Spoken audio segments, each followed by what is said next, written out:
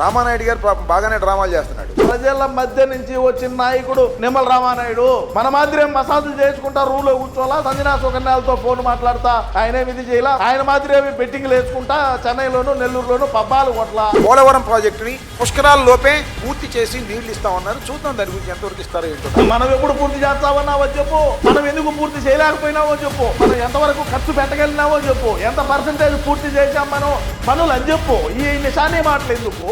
నమస్కారం ప్రజలారా, మన అన్నకు కూడా నమస్కారం పెడదాం. ఎందుకంటే చాలా రోజులు అయింది కదా, మళ్ళీ ఆయన ఏమైనా బాధపడతాడు, నేను పెద్ద సీనియర్ నాయకుడిని మాజీ మంత్రిని, నాకెందుకు నమస్కారం పెట్టలేదు అంటాడేమో. నమస్కారం రాంబాబు గారు, బాగున్నారు సార్?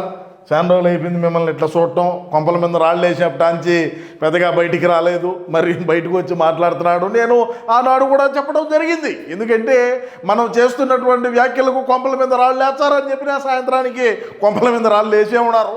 సరే, ఏది ఏమైనప్పటికీ కూడా మరి అంబటి రాంబాబు గారి స్పందన ఏంది? ఆయన ఇప్పుడు ప్రతిపక్ష హోదా కూడా లేకుండా పోయిన తర్వాత ఈరోజు మరి ప్రెస్ మీట్ పెట్టి ఏం మాట్లాడుతున్నాడు అనేది ఒకసారి మనం విన్న తర్వాత తప్పకుండా వీడియోని విశ్లేషణ చేద్దాం. మీ అమూల్యమైన అభిప్రాయం కూడా తప్పకుండా కామెంట్ రూపంలో తెలియజేయండి. ప్రతి ఒక్క కామెంట్ని కూడా మనం దాన్ని ఏమంటారా, పరీక్ష ఇలా ఏదో చూద్దామని చెప్తాం లేపా, మనకి ఎందుకు అంత తెలుగు రాని తెలుగుని ఎందుకు సాగదీయటము, ఏదో మనకు వచ్చిన కాడికే ఏదో మనకు తగిన కాడికి మనం పోతా ఉందాం. సరే, ఏం మాట్లాడు విందాం. చెప్పా. రామానాయుడు గారు బాగానే డ్రామాలు చేస్తున్నాడు, ఫోటోలు పెడుతున్నాడు. ఆయనే మొత్తం ప్రాజెక్ట్ నిర్మాణానికి ఆయనే కూలీగా పనిచేస్తాడని నాకు వస్తున్నాడు. ప్రజలు నమ్ముతారు. నువ్వు ఇప్పుడు నవ్వుతా ఉంటే రాష్ట్రంలో ఉండే ప్రజానీకానికి ఏడమండుతుంది అనేది అర్థం కావడంలా.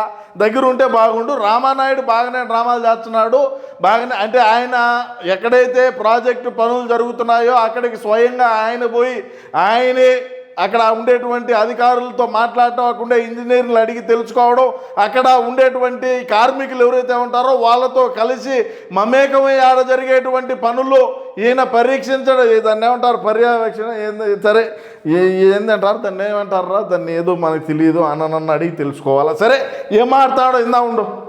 ప్రజలు నమ్ముతారు, ఓవరాక్షన్ చేయకూడదు. నా ఉద్దేశం మొత్తం లాంటి ఓవరాక్షన్ చేయకూడదు నా అభిప్రాయం. ఓవరాక్షన్ చేయడం వల్ల బాగా ప్రచారం జరుగుతుంది. పసుకొక్క వేసుకుని నెత్తి పెట్టుకుని ఆ స్వరంలో వెళ్తున్నట్టు మన డ్రామాలు చూసి ఈ డ్రామాలు చేయటం వల్ల ప్రాజెక్టులు పూర్తి అవ్వవు. ప్రాజెక్టులు పూర్తి అవ్వాలంటే చిత్తశుద్ధిగా పనిచేయాలి. ప్రాజెక్టులు పూర్తి అవ్వాలంటే నా మాదిర మీడియా మిత్రులు అడిగినటువంటి క్వశ్చన్కు నాకేమీ తెలియదు, నేను ఒక బఫూన్ గాడిని అని చెప్పి ఒప్పుకోవాలని చెప్తావు, అంతే కదా.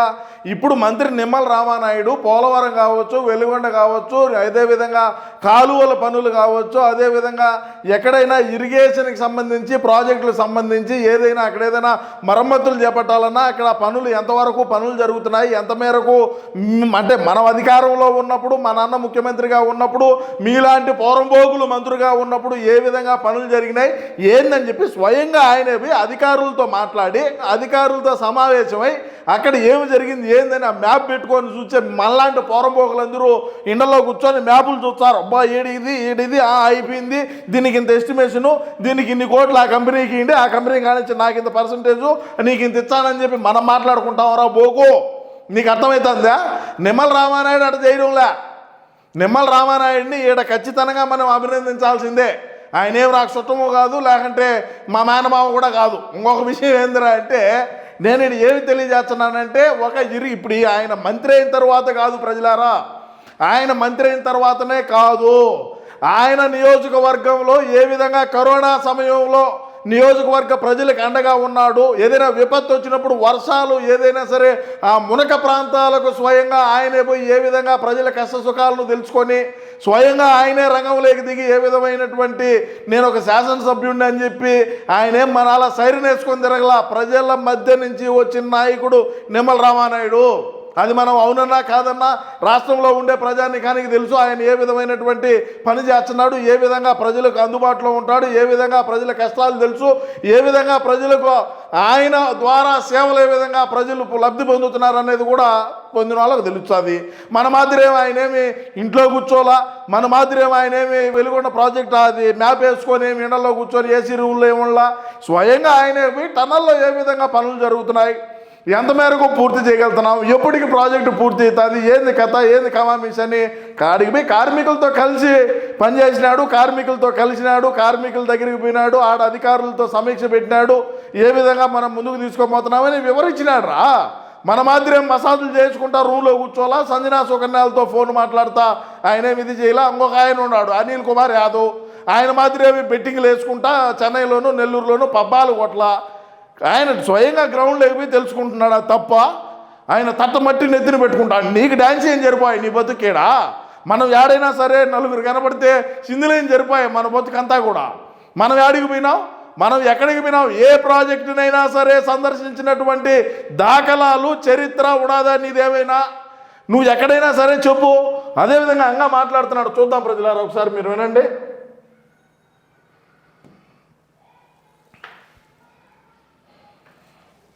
చెప్పు నాయనా. పోలవరం కూడా పుష్కరాల లోపల పూర్తి చేస్తా ఉన్నారు. మొన్న పోలవరం మనం ఎప్పుడు పూర్తి చేస్తాం అది చెప్పరా పోరపోకు. మనం ఎప్పుడు పూర్తి చేస్తామన్నా అది చెప్పు.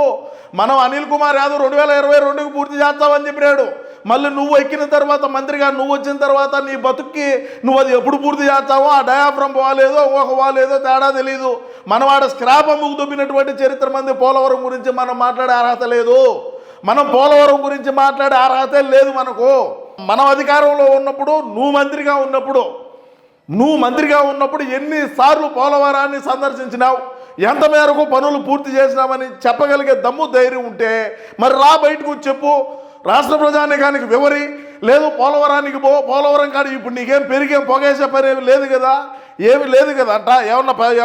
ఇంకేమన్నా కాంటాక్ట్లో పిచ్చుకోవడావా? పెరిగి పొగేసేది ఏమన్నా లేదు, ఖాళీగా ఉన్నావు. పోలవరం పోయి మేము అధికారంలో ఉన్నప్పుడు నువ్వు ఒక మాజీ మంత్రివే కదా, నువ్వే హౌలే గాడి అయినా కూడా, ఒక బఫూన్ గాడి అయినా, ఒక డెకాయిట్ గాడి అయినా నీకు మన జగనన్న మంత్రి పదవి వేసినాడు కదా. నువ్వు ఆ శాఖకి సంబంధించి మాజీ మంత్రివే కదా. నువ్వు పోలవరానికి పోయి ఏ విధంగా పనులు గతంలో చేసినావు, కూటమి ప్రభుత్వం అధికారంలోకి వచ్చిన తర్వాత ఏ విధంగా పనులు జరుగుతున్నాయి, మరి పనులు స్పీడ్గా జరుగుతున్నాయా లేకంటే పనులు నిదానంగా నెమ్మదిగా నత్తరడి కాస్తుందా అని చెప్పి నువ్వు రాష్ట్ర ప్రజానికానికి వివరించు.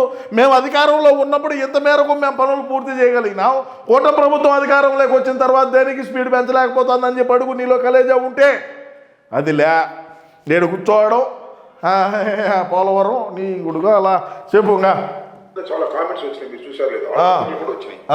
ఇదివరకు కేంద్ర ప్రభుత్వం ఇచ్చిన నిధులనే పూర్తిగా వినియోగించుకోలేకపోయారు. మన మాదిరి తెలివి లేదు కదా వాళ్ళకు. ఈ కూటమి ప్రభుత్వంలో ఉండే వాళ్ళకు ఏడా తెలివి. మనమైతే అక్కడ కేంద్రం నుంచి వచ్చినటువంటి నిధుల్ని ఇంకా వేరే దానికి ఏదో ఒక దానికి మళ్ళించాం కదా. మనం పోలవరానికి కేంద్రం ఇచ్చినటువంటి నిధులు ఏదైనా ఉంటే మనం వేరే దానికి వేరే మార్గం లేక మళ్ళించి దాన్ని ఏదో ఒక రకంగా మార్చుకొని మనం రోజుకు 75,000 రూపాయలు ఒక పూట భోజనానికి 3 పూటలు ఎంత అవుతుందో ఖర్చు చెప్పు. ఒక పూట 75,000 రూపాయల భోజనం తినే మనం పోలవరం నిధులు ఇంకేదో ఒక దానికి మళ్ళీ ఏం చేస్తాము? కూటమి ప్రభుత్వం ఆ మాదిరి తినలేకపోయా, కూటమి ప్రభుత్వం ఆ మాదిరి చేయలేకపోయా, కూటమి ప్రభుత్వం ఆ మాదిరి డబ్బులు అవినీతిగా సంపాదిద్దామని ఆలోచన వాళ్ళకి లేకపోయా, మరి ఆ పోలవరానికి పనులు ఇచ్చినటువంటి నిధులు ఏదైతే ఉన్నదో వాటిని వాడుకుంటున్నారు. మరి అయిపోయినప్పుడు అడుగుతారు, మరి జరుగుతాయి. మన మాదిరి వృధా చేయటం వాళ్ళకి తెలియదురా. మన మాదిర కుప్పానికి నీళ్ళు ఇచ్చినామని అద్దెకెత్తుకో మీ గేట్లు పెట్టి మళ్ళీ ఆ గేట్లు తీసి మేము కుప్పానికి నీళ్ళు ఇచ్చేసామని చెప్పి ఆడ కడిగే వాళ్ళకు కూడా నీళ్ళు రాకుండా ఎండిపోయిన పరిస్థితి వాళ్ళకి తెలియదులే. మన మాదిరి చేయాలంటే ఆడైతుంది చెప్పు. ఇవన్నీ ఎప్పుడు వినియోగించుకుంటారు, మళ్ళీ ఎప్పుడు మేము డబ్బులు రిలీజ్ చేయాలని అడిగారు. అది బాధ. ఢిల్లీలో జరిగినటువంటి సమావేశంలో సెక్రటరీ అడిగాడు, ఎప్పుడు పూర్తి చేసుకుంటారు మీరు డబ్బులు, ఇప్పుడు ఇచ్చిన డబ్బులు ఎందుకు ఖర్చు పెట్టలేదు? వాళ్ళకి శాత రాక వర్షాకాలంలో ఈ ఎండాకాలంలోనే పని జరిగేది, వర్షాకాలం వస్తే పని మెత్తపడతా ఉంటుంది. అన్ని ప్రాజెక్టులు కూడా వాటి మీద చిత్తశుద్ధి లేనేలేదు. అదేమంటే ప్రాజెక్టు ముఖ్యంగా మన అందరికీ అట్రాక్ట్ అయ్యే ప్రాజెక్టు, అందరూ ఎదురు చూస్తున్నటువంటి ప్రాజెక్టు పోలవరం ప్రాజెక్టు కదా. సరే ఉండో పోలవరం ప్రాజెక్ట్ అన్నావు కదా. పోలవరాన్ని మనం ఏ విధంగా పూర్తి చేయగలిగినాం, ఎంత పర్సంటేజ్ మనం పోలవరం పూర్తి చేయగలిగినామని చెప్పే దమ్ముంటే ఏడు కూర్చొని నిషాని మాటలు మాట్లాడుకుంటా పోలవరంకు పోయి నువ్వు చూపించు కదా, పోలవరంకు పోయి నువ్వు చెప్పొచ్చు కదా. వాస్తవాలు రాష్ట్ర ప్రజానీకానికి తెలియజేసేటువంటి ఏమి ఇప్పుడేం పని ఏమన్నా ఉన్నదా నీకు? నువ్వు మళ్ళీ ఏమన్నా ఉన్నదా పని ఏమన్నా ఉన్నదా చెప్పు.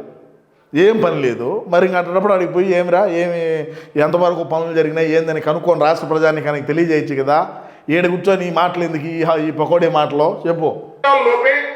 పూర్తి చేసి నీళ్లు ఇస్తామన్నారు. చూద్దాం దాని గురించి ఎంతవరకు ఇస్తారో ఏంటో. నాకైతే నమ్మకం కలగట్లేదు.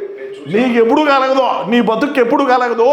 మనం అధికారంలో ఉన్నప్పుడు ఎప్పుడు నీళ్ళు ఇచ్చామన్నావు, ఎప్పుడు ప్రాజెక్టుని పూర్తి చేస్తామన్నావు, దాని గురించి మాట్లాడరా.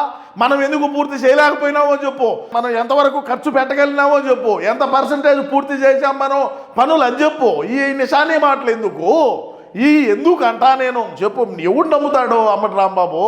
మనం ఎన్ని అవులే పాలేరు పనులు ఎన్ని రుణి చేశామా? మనల్ని ఎవడు నమ్ముతాడు? నమ్మే పరిస్థితిలో ఎవరు లేరయ్యా. నా మాట నువ్వు ఎందుకు ఈ ఊరికే మాట్లాడు. కేంద్ర ప్రభుత్వం నుంచి కూడా నిధులు 10,000 కోట్ల రూపాయలు అడ్వాన్స్ ఇచ్చేటువంటి కార్యక్రమం. అవును. అది కూడా ఎవరు? సాక్షాత్తు జగన్మోహన్ రెడ్డి గారు ముఖ్యమంత్రిగా ఉన్నప్పుడు బిల్లులు మేము ఇచ్చిన తర్వాత మీరు డబ్బులు ఇవ్వటం కాదు, 10,000 కోట్ల రూపాయలు మీరు అడ్వాన్స్ గా ఇవ్వండి, అది ఖర్చు చేసిన తర్వాత మళ్ళీ మేము తీసుకుంటామని జగన్మోహన్ రెడ్డి గారు కేంద్ర ప్రభుత్వం దగ్గర పెడితే కింద మీద పడి దాన్ని ఓకే చేశారు. అది అదృష్టవశాత్తు వాళ్ళ అధికారంలోకి వచ్చినప్పుడు వచ్చింది. వాళ్ళు 10,000 కోట్ల రూపాయలు రిలీజ్ అని దాంట్లో 10,000 కోట్ల రూపాయలు సక్రమంగా ఖర్చు పెట్టలేక ఇంకా మిగిలిపోయింది. మిగతా డబ్బులు ఇచ్చేటువంటి పరిస్థితి లేదు. ఇది నత్తనడక నడుస్తుందనేటువంటి భావన నేనైతే చూడలేదు. కానీ వార్తల ప్రకారం నత్తనడక నడుస్తుంది. చివరికి ఇరిగేషన్ సెక్రటరీ కూడా మీరు ఎందుకు డబ్బులు ఇంత తొందరగా ఖర్చు పెట్టలేదు అడిగేటువంటి పరిస్థితి వచ్చిందంటే దాన్ని బట్టి ఏ విధంగా జరుగుతుందో మీరు గమనిస్తా ఉంటారు. అన్ని ఇరిగేషన్ ప్రాజెక్ట్స్ అంటే అన్ని కూడా ఇరిగేషన్ ప్రాజెక్ట్స్ పూర్తి చేస్తా ఉంటున్నారు. ఒరే అమ్మటి రాంబాబు గారు, మీరు పెద్దలు, చాలా సౌమ్యులు, అదేవిధంగా ఆర్థికంగా అంతంత మాత్రమే ఉండే వ్యక్తులు. మరి మనం అధికారంలో ఉన్నప్పుడు ఏదైతే ఇరిగేషన్ ప్రాజెక్టులు ఉంటాయో వాటికి గ్రీజు పెట్టలేక, వర్షం వచ్చినప్పుడు ఆ గ్రీజు పెట్టినందుకు గేట్ ఎత్తిలేక ఏది కొట్టుకోమైనటువంటి చరిత్ర నేపథ్యం కలిగింది మన పార్టీ అధికారంలో ఉన్నప్పుడు. మరి మనం అధికారంలో ఉన్నప్పుడు ఎన్ని చెక్ డ్యాములు కట్టాం? ఒక్క చెక్ డ్యాము కట్టిన దాఖలాలు ఉంటే చెప్పు. ఇరిగేషన్ గురించి, నీటిని నిల్వ చేసేదాని గురించి, రైతులకు నీళ్ళు ఇచ్చే దాని గురించి మనం మాట్లాడితే రాష్ట్రంలో ఉండే ప్రజానీకం మెట్లు తీసుకొని కొడతారు. మరి అదేవిధంగా పోలవరం పైన మనకు, మన పార్టీకు, మన అన్నకు, నువ్వు ఆ శాఖ మంత్రిగా పనిచేసినోడుగా నీకు అంత చిత్తశుద్ధి ఉంటే మనం అక్కడికి పోయి స్వయంగా రాష్ట్రంలో ఉండేటువంటి ప్రజానీకానికి వాస్తవాలను తెలియజేసేటువంటి క్రమంలో భాగంగా తమరు వెళ్ళొచ్చు. తమరు మాజీ మంత్రి కాబట్టి నీకు ఇంకా బ్రహ్మాండంగా అక్కడ ఉండేటువంటి అధికారులు, ఇంజనీర్లు నీకు బాగా వివరిస్తారు. నువ్వు అది మాకు వివరించినావంటే మేము కూడా అర్థం చేసుకుంటాం. ఎందుకంటే నీకు అర్థం కాదు కాబట్టి. ఎందుకంటే తమరే ఒక ప్రెస్ మీట్లో మీరే మాట్లాడినారు, మేమేం మాట్లాడలేదు. ఏం మాట్లాడినారా? ఏం మాట్లాడాడంటే నాకు అర్థం కాలేదు కాబట్టి నేను మీకేం చెప్పాలి పోలవరం గురించి అన్నటువంటి మహానుభావుడికి ఇరిగేషన్ మినిస్టర్గా మరి మనన్న ఇచ్చినాడంటే మరి మనన్నకు ఎంతవరకు శక్తి సామర్థ్యాలు, మరి ఆయనకు ఉండేటువంటి విషయ పరిజ్ఞానం ఎంత అనేది కూడా మనం ఒకసారి ఆలోచన చేసుకోవాలా. అదేవిధంగా జాతికి అంకితం చేస్తాను అన్నటువంటి వెనుగొండ ప్రాజెక్టుని ఏ విధంగా కూటమి ప్రభుత్వం అధికారంలోకి వచ్చిన తర్వాత పనులు జరుగుతున్నాయి, ఏ విధంగా టన్నల్ వర్కులు జరుగుతున్నాయి, ఏ విధంగా అక్కడ దాన్ని ఏమంటారా ఎర్త్ వర్కులు జరుగుతున్నాయి, ఏది కథ, ఏది కార్ఖానే అని చెప్పి మీరు స్వయంగా పోయి రాష్ట్ర ప్రజానీకానికి తెలియజేయండి అని చెప్పి అమ్మటి రాంబాబు గారికి నా విజ్ఞప్తి చేసుకుంటూ, సరే ఏది ఏమైనప్పటికీ కూడా మనం అధికారంలో ఉన్నప్పుడు ఏ విధమైనటువంటి ఇరిగేషన్ పనులు చేసినాం, కూటమి ప్రభుత్వం అధికారంలోకి వచ్చిన తర్వాత ఏ విధంగా ఈ ప్రాజెక్టు పనులు జరుగుతున్నాయి అనేది మీకు తెలిసినా తెలియకపోయినా మీ అభిప్రాయాన్ని తప్పకుండా కామెంట్ రూపంలో తెలియజేయండి. ఎందుకంటే అన్నను మనం ప్రధానమంత్రిని చేసుకోవాలి కాబట్టి. నమస్కారం.